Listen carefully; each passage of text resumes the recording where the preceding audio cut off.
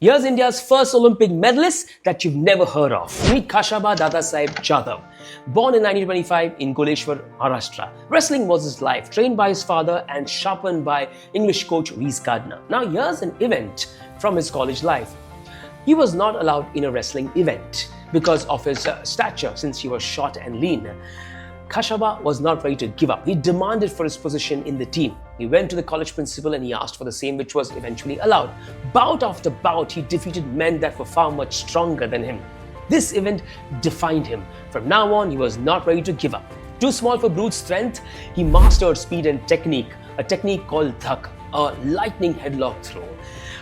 Because of that, he was called Pocket Dynamo. Soon, he was sweeping all national and state championships.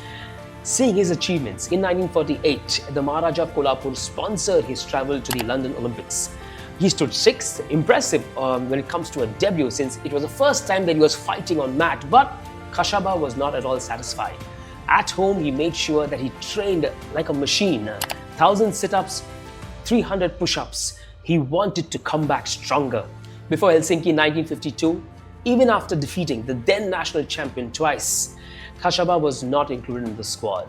He appealed to the Maharaja of Patiala, who arranged for another bout against the national champion, which Kashaba beat him again in. Finally, he was included in the squad.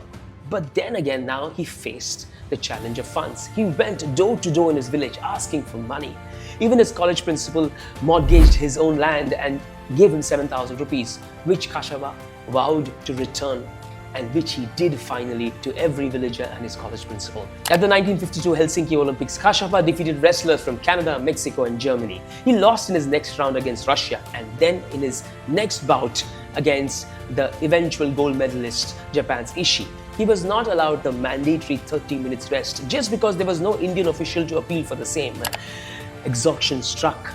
He collapsed, but yet he got up and fought back and won India's first individual Olympic medal, the bronze. When he came home, more than 100 bullock carts carried him.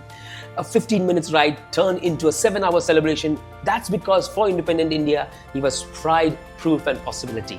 India's next individual medal came 44 years later after Leander Paes won it in 1996. Rejected for being too small, ignored by officials, had to beg for money, cheated off his rest, yet he brought India's first Olympic medal.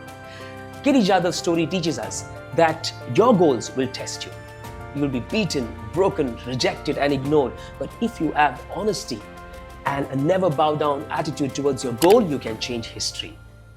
India's Olympic history began with him, the Pocket Dynamo, the forgotten hero.